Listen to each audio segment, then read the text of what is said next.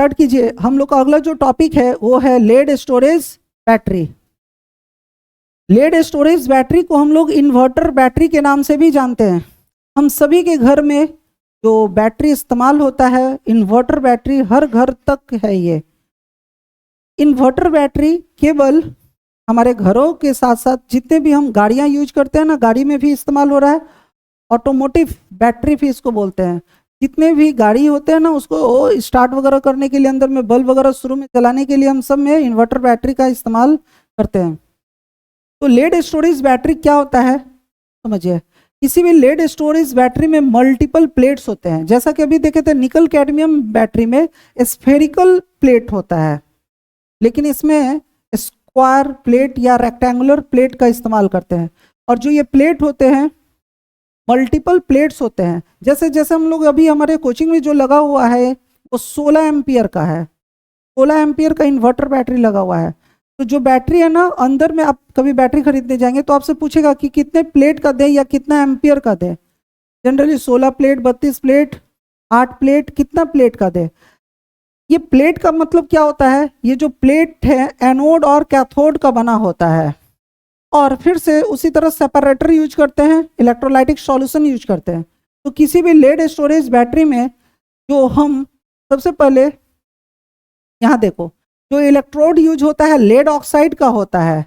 Electrode किस चीज का यूज होता है, लेड ऑक्साइड का। और एनोड प्योर लेड का इस्तेमाल होता है, PbO2 इलेक्ट्रोड इस्तेमाल होता है। और प्योर Pb का इस्तेमाल किस में करते हैं, एनोड में। मल्टीपल प्लेट्स होते हैं एनोड और कैथोड को, जिनको फिर से सीरीज कॉम्बिनेशन में अरेंज किया होता है। जैसे कि यहाँ पे देखो प्लेट है, ये प्लेट है ना, 1 2 3 4 5 6। तो अगर 6 प्लेट होगा, फिर से कुछ गैप दिया गया, सेपरेटर है, फिर प्लेट, फिर सेपरेटर, फिर प्लेट। ऐसा इसलिए करते हैं कि अलग अलग चेंबर में ना अलग अलग पोटेंशियल डेवलप होता रहे। ये प्लेट अल्टरनेट अरेंज्ड होता है, एक एनोड का और एक कैथोड का। और इसको जो सॉल्यूशन में डिप करते हैं वो इलेक्ट्रोलाइटिक सॉल्यूशन होता है, वो एक एसिडिक वाटर होता है। बचपन से देखे अपने घर में ना बार बार बैटरी में पानी चेंज करते हैं। तो ये जो पानी और एसिड का रेशियो होता है, इलेक्ट्रोलाइटिक सॉल्यूशन होता है वाटर प्लस एसिड का। किसी भी लेड स्टोरेज बैटरी में जो हम इलेक्ट्रोलाइटिक सॉल्यूशन इस्तेमाल करते हैं वो वाटर प्लस एसिड का होता है, जिसमें एसिड का मात्रा 38% होता है। मतलब हर 100 ml इलेक्ट्रोलाइटिक सॉल्यूशन में 38 ml हमको एसिड की मात्रा रखना है। हम घर में लगातार कभी कभी पानी बहुत ज़्यादा डाल देते हैं, बैटरी फंक्शन करना बंद कर देता है, चार्जिंग उतना अच्छा नहीं लेता है। फिर हम कहीं सर्विसिंग में बुलाते हैं जो जाकर उसकी प्रॉपर कॉन्सेंट्रेशन को मैच करता है। वो प्रॉपर कॉन्सेंट्रेशन क्या होता है, 38% एसिड और रेस्ट वाटर। यहाँ पे देखो इस डिजाइन में दिखाया है कि ये प्लेट्स जो अंदर में लगा है ना, उसको बाहर लाकर दिखाया है। रेड वाले सारे प्लेट्स किसके हैं, कैथोड के। और एनोड वाले प्लेट कैसे हैं, ब्लू कलर के। कैथोड रेड वाला किसका है, PbO2 का। और एनोड किसका है, Pb का। सारे रेड वाले को ऊपर ऊपर जोड़ा है, सारे रेड वाले को एक सीरीज में जोड़ा, एक वायर से वायरिंग करना जिसको कहते हैं। घर में वायरिंग कभी सुना होगा, वायरिंग मतलब वायरिंग कर कर सभी रेड वाले को एक साथ जोड़ा, और फिर उसी तरह ब्लू वाले को सबको एक साथ जोड़ा, और 2 टर्मिनल निकाला, प्लस और माइनस।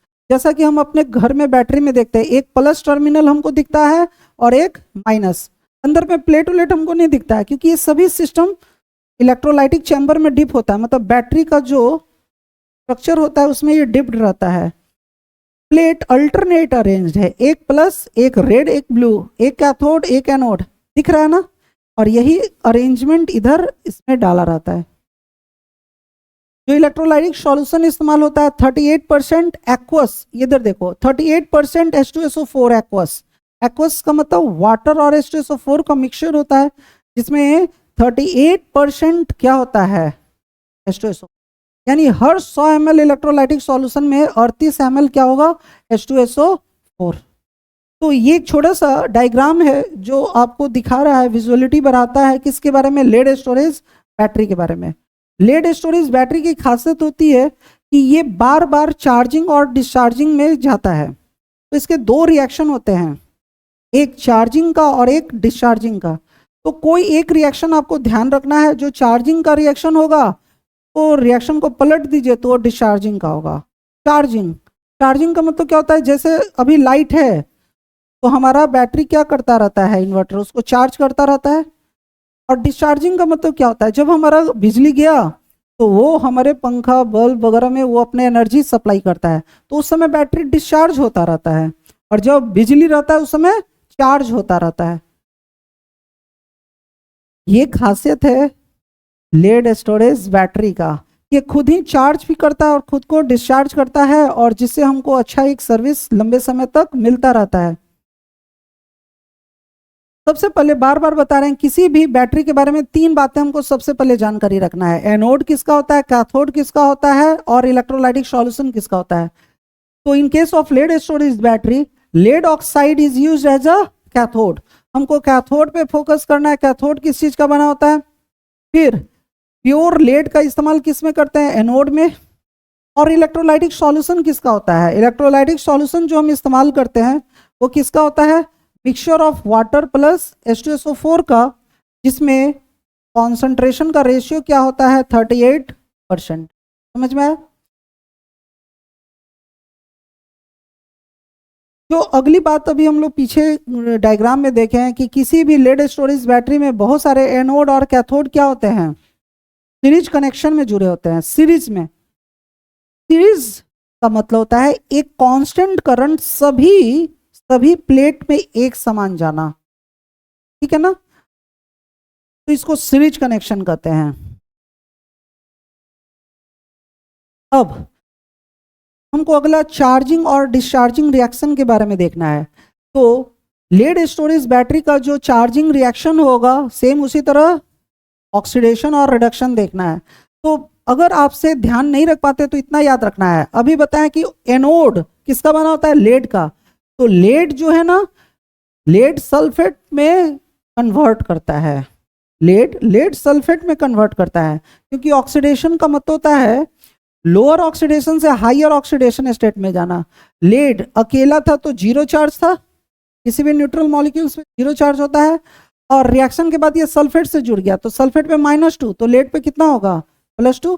तो ये जीरो से कहाँ गया, +2, ऑक्सीडेशन हो गया।